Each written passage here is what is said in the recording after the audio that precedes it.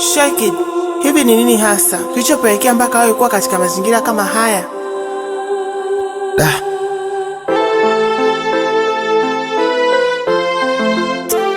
Oya bachela.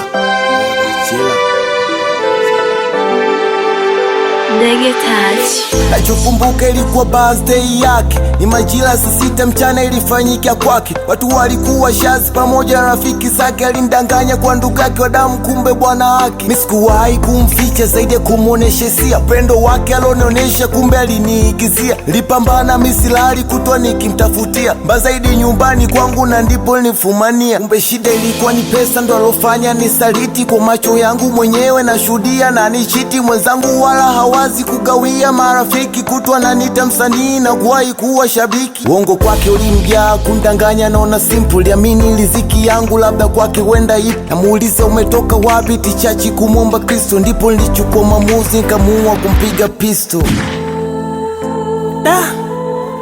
Aise, pole sana kwa haya yote yalokukuta. Baada ya hapo nini kiliendelea?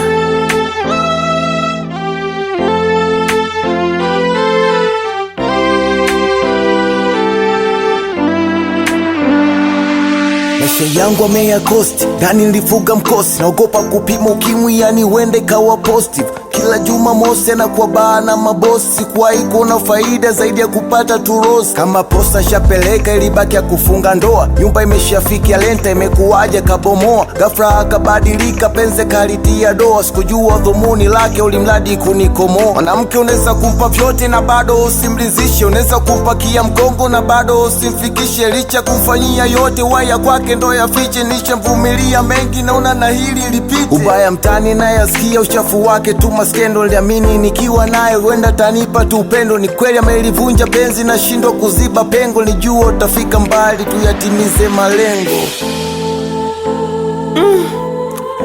Aise, pole sana Shakid. Hakuna lenye mwanzo lisilokuwa na mwisho.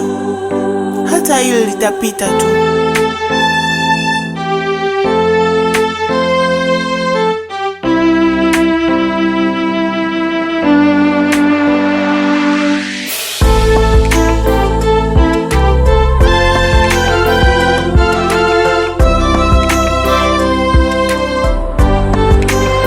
Ndege Touch.